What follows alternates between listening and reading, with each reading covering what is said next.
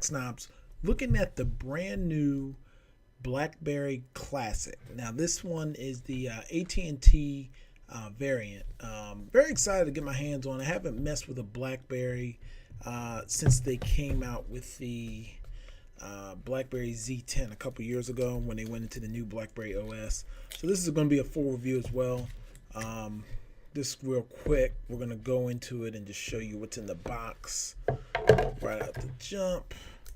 So there you go. You got the Classic itself. Let's see what else we got here. You got some AT&T literature. Let's see what else this is over here. Qualcomm Snapdragon. I'll double check what version is in it. A quick start guide, which is always pretty helpful with AT&T. Oh, SIM card removal. Don't see those too often. And then inside the box, it looks like you even get headphones, believe it or not. It looks like the SIM card is it looks like it's a nano SIM actually. Looks like it. Power cable, of course. Let's see what these headbuds look like. Oh, really cool looking earbuds. Looks similar to like the actually, let's jump in there and see what these are about. Yeah, these are very similar to kind of what Apple does. Looks different. They got a weird loop, but looks like they go in your ear a little bit. But hey, you get headphones nonetheless. So let's go ahead and take a look at the device. Very, very nice design. Classic Blackberry, as why they call it a classic. See that right there on the back. That's where the SIM card goes. Right there, there's the SIM tray. SD card there on the left side as well. You also have your power button. That's at the top. And then you got a volume rocker, and I think that's probably going to be a menu button there. So really cool build. Micro USB charger at the bottom. And that's going to pretty much do it for now. And we'll jump right into the review. All right, so full review, Blackberry Classic. This phone is available on AT&T. Big shout out goes to AT&T Center Over Review Unit. As you notice, just looking at the hardware of this thing, it's got some very, very nice hardware. BlackBerry's done a great job with that. It really, stands in a very nice comparison to some of the older Blackberries, that came out over the years. Using this phone, just jumping right into the review, it's very nice, fluid, and smooth. It's really a lot like, the last Blackberry, if you've ever used, the Z10 or the Z30 and all these other, variants out here, including the Blackberry Passport. This phone's got NFC, it's got Bluetooth. I mean, as you can see, it's got like a pull down menu from the top, very similar to Android, where you can get into your settings. You can see your battery really quickly. Honestly, the software hasn't really changed too much. It still tries to maintain that BlackBerry feel.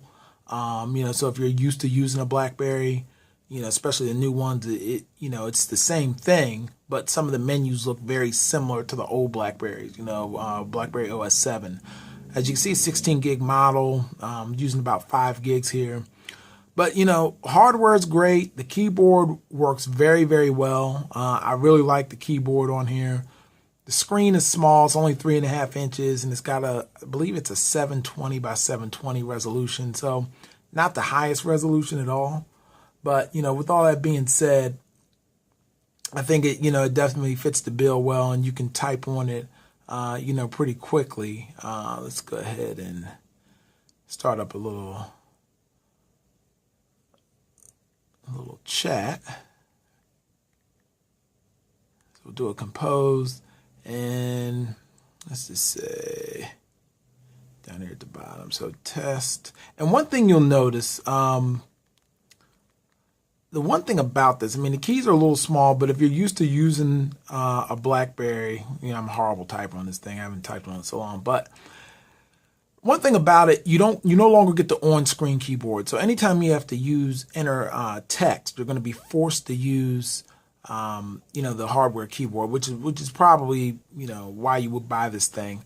But aside from that, I do like it. But the standout feature of this thing is you can get to the Amazon App Store, and what the Amazon App Store allows you to do is it basically allows you to run Android apps from Amazon. So Amazon gives away a free app every day. You can, there's all kind of crazy things on here. You can get like Angry Birds and all kinds of great little apps like that. I actually downloaded Angry Birds. Here it is, and Candy Crush and all this stuff. So from that aspect, you can pretty much emulates Android apps. I tried a few of them. Unfortunately, you can't get any of the Google ones because Amazon doesn't have a partnership with Google in that respect. It's a little slow, as you can see.